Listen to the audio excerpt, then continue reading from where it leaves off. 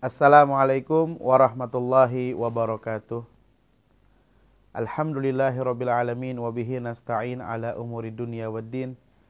Wassalatu wassalam ala asyrafil anbiya'i wal mursalin sayyidina Muhammadin wa ala alihi wa sahbihi ajmain. Allahumma salli ala sayyidina Muhammadin al-fatih lima ughliq wal khatim lima sabaq nasiril haqqi bil haqq wal hadi ila siratikal mustaqim wa ala alihi haqqa qadrihi wa miqdarihil azim. Alhamdulillah, jamaah Majelis Al-Ihya yang dimuliakan oleh Allah Subhanahu wa taala, kita dapat bertemu kembali untuk bersama-sama mengingat dan mempelajari kisah Nabi kita Sayyidina Muhammad sallallahu alaihi wasallam. Dulu para guru mengatakan Zikrus salihin tanzilur rahmah. Zikrus salihin tanzilur rahmah. Yang artinya menceritakan, menyebut-nyebutkan tentang ceritanya orang-orang saleh itu akan menurunkan rahmat Allah Subhanahu wa ta'ala. Dan bagaimana jika kita mengkisahkan, memperdengarkan, menyimak bersama-sama tentang kisah seseorang yang paling saleh di antara orang-orang soleh yang ada. Manusia yang paling bertakwa dari kalangan umat manusia yang beriman kepada Allah Subhanahu wa ta'ala. Mudah-mudahan dengan kita menceritakan tentang Nabi kita Sayyidina Muhammad sallallahu alaihi wasallam, Allah berikan ketenangan dalam hidup kita. Allah berikan jernih pada fikiran kita dan diluaskan rezeki untuk kita semua. Amin ya rabbal alamin. Pada pertemuan kita kali ini, kita akan menceritakan tentang bagaimana Nabi SAW mengisi waktunya dari sejak kecil hingga dewasa. Atau dengan kata lain, apa pekerjaan Nabi SAW? Maka dikatakan, Kana sallallahu alaihi wasallam fi sigharihi yar'al ghanam li ahli Makkah bi ujratin ya'ishu minha. Nabi sallallahu alaihi wasallam ketika masih kecil, beliau terbiasa ikut membantu mengembalakan kambing, kepemilikan penduduk kota Mekah. Jadi ketika kecil, Nabi sallallahu alaihi wasallam bekerja keras. Beliau berusaha ikut membantu mengembalakan kambing, yang dari gembalaannya itu beliau mendapatkan upah dari pekerjaannya.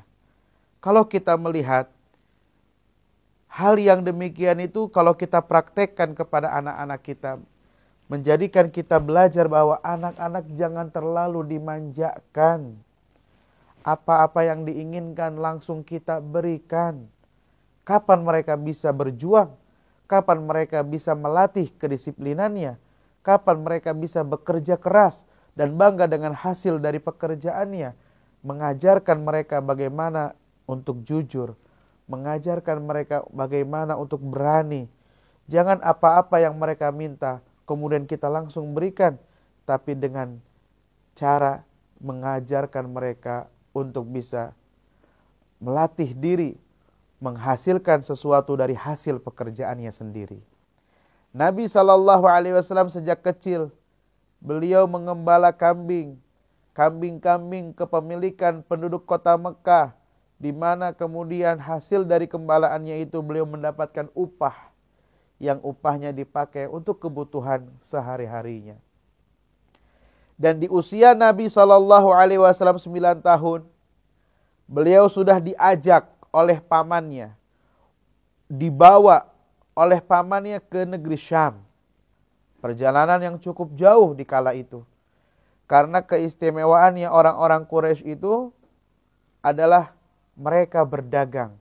Dan Allah Subhanahu wa ta'ala sampai menyebutkan tentang kisah mereka dalam Al-Quran. Bismillahirrahmanirrahim. Li'ila fi Quraisy, ila fihim rihlatas syita'i was-saif. Mereka melakukan perjalanan, baik itu perjalanan di musim dingin ke negeri Syam, dan di musim panasnya ke negeri Yaman. Untuk apa? Ya untuk berdagang.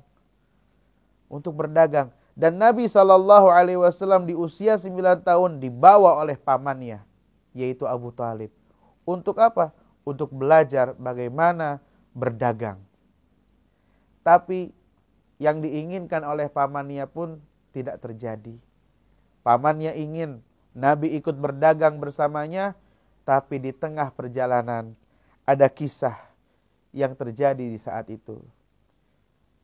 Ketika dalam perjalanannya sampai ke satu kota namanya Busra, ada seorang pendeta yang namanya Ar-Rahib Bahira. Pendeta itu datang kepada pamannya, yaitu Abu Thalib, menyampaikan kepadanya bahwa anak ini bukan sembarangan. Dia adalah calon nabi yang terakhir. Dan pendeta Bahira itu meminta kepada Abu Thalib untuk memulangkan Nabi SAW, menjaga agar tidak ada seseorang pun yang menyakitinya. Karena dia khawatir takut terjadi apa-apa kepada Nabi SAW. Disebutkan dalam Kutubus Siyar bahwa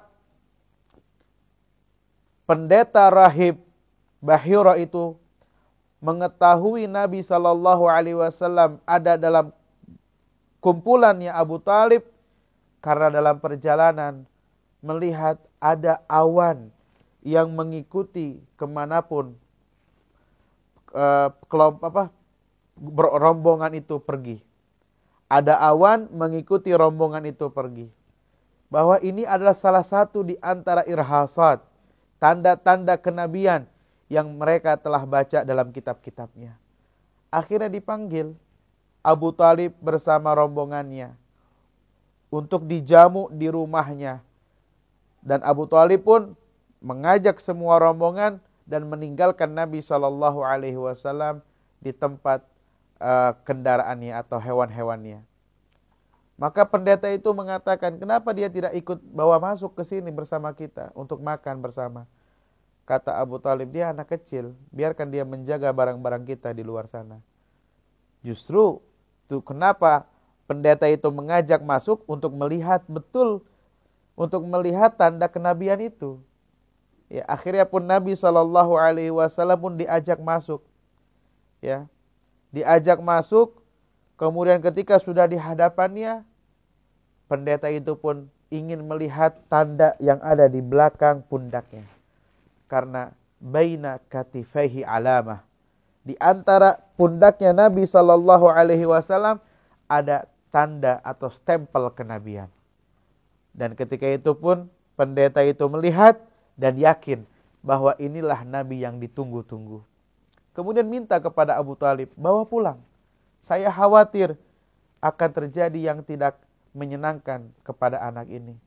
Akhirnya dibawa pulang dan tidak jadi Nabi SAW melakukan perjalanan ke negeri Syam di saat itu.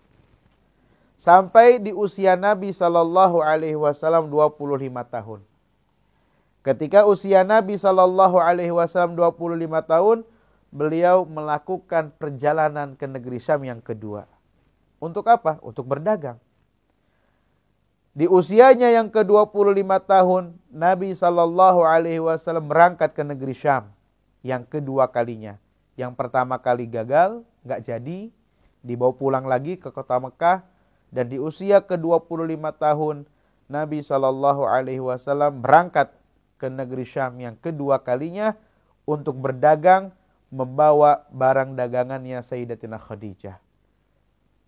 Dan kita tahu bersama bahwa Sayyidatina Khadijah adalah istri Nabi SAW. Namun perjumpaan ini sebelum menjadi istri. Nabi tidak mengenal Siti Khadijah dan Siti Khadijah hanya mendengar tentang keistimewaannya Nabi SAW. Sayyidatina Khadijah radhiyallahu anha, beliau adalah wanita mulia, punya harta yang banyak, dan menjadikan orang-orang itu bekerja bersamanya untuk memperdagangkan barang dagangannya. Kenapa Sayyidatina Khadijah memilih Rasulullah sallallahu alaihi wasallam yang waktu itu belum diangkat menjadi rasul, masih di usia 25 tahun. Kenapa Sayyidatina Khadijah memilih Nabi sallallahu alaihi wasallam untuk membawa barang dagangannya? Karena Sayyidatina Khadijah telah mendengar kejujurannya Nabi sallallahu alaihi wasallam, telah mendengar sifat amanah yang ada pada diri Nabi Muhammad sallallahu alaihi wasallam, dan telah mendengar tentang akhlaknya Nabi sallallahu alaihi wasallam yang mulia. Karena itu Sayyidatina Khadijah tertarik. Maka beliau meminta agar Nabi SAW membawa barang dagangannya. Dan ikut bersamanya, bersama Nabi SAW pembantunya yang bernama Maisarah. Maisarah itu laki-laki atau perempuan? Ternyata Maisarah itu laki-laki, bukan perempuan. Karena sekarang ini kita mendapatkan orang punya nama Maisarah untuk perempuan. Padahal Maisarah yang ikut bersama Nabi SAW dalam berdagang itu, dia adalah laki-laki. Kemudian keduanya berdagang, membeli barang, kemudian menjualnya lagi, sehingga pulang dalam keadaan membawa keuntungan yang besar. Mungkin orang pulang dari dagangan membawa 10 juta, tapi Nabi SAW bisa membawa pulang 20 juta. 2 kali lipat dari yang biasanya. Kecerdasan, keahlian Nabi SAW dalam mengatur barang dagangan, dan juga kejujuran yang ada dalam diri Nabi SAW, itu kunci utama, modal yang membuat Nabi SAW bisa sukses dalam berdagang. Jadi kalau kita melihat Nabi SAW kecilnya mengembala kambing, besarnya beliau berdagang, artinya apa? Beliau ingin mengajarkan kepada kita, ayo kita berusaha. Ayo kita berusaha, karena berusaha mencari nafkah dengan usaha kita sendiri itu lebih baik dan lebih utama daripada kita hanya bisa meminta-minta. Bahkan orang yang hanya bisa meminta-minta untuk memperbanyak harta yang dimilikinya, nanti dia akan datang di sisi Allah Ta'ala pada hari kiamat, wajahnya berjatuhan. Kenapa demikian? Karena dia malu di hadapan Allah Subhanahu wa Ta'ala. Hadirin jamaah yang dimuliakan oleh Allah. Maka setelah kita mendengarkan bagaimana kisah perjalanan Nabi SAW, jadikanlah ini sebagai pegangan kita dalam menjalani kehidupan. Kita melakukan ini, kita bayangkan bahwa Nabi SAW melakukan yang seperti ini. Maka kita ikuti. Sayyidina Abdullah bin Umar radhiyallahu anhuma, beliau terkenal seorang sahabat yang sangat setia untuk mengikuti setiap apa yang dilakukan oleh Nabi SAW. Pada suatu hari beliau melihat Nabi SAW masuk ke dalam Ka'bah, dan pintu Ka'bah dijaga oleh Sayyidina Bilal. Setelah Rasulullah SAW keluar, Sayyidina Bilal ditanya oleh Abdullah bin Umar, apa yang dilakukan oleh Rasulullah? Maka Sayyidina Bilal mengatakan, Rasulullah SAW sholat di dalam Ka'bah. Maka diikuti oleh Sayyidina Abdullah bin Umar. Kemudian beliau pun mengelilingi satu tempat ketika ditanya, kenapa engkau melakukan itu? Kata Sayyidina Abdullah bin Umar, dulu Nabi SAW pernah menaiki kendaraan, dan kendaraan itu mengitari tempat ini, dan aku pun ingin mengikutinya. Karena beliau ingin setiap apa yang beliau lakukan mengikuti Nabi SAW. Mudah-mudahan Allah Subhanahu wa Ta'ala memuliakan kita. Allah berikan kekuatan untuk kita agar kita dapat setia berjuang bersama Nabi Muhammad SAW. Amin ya rabbal alamin.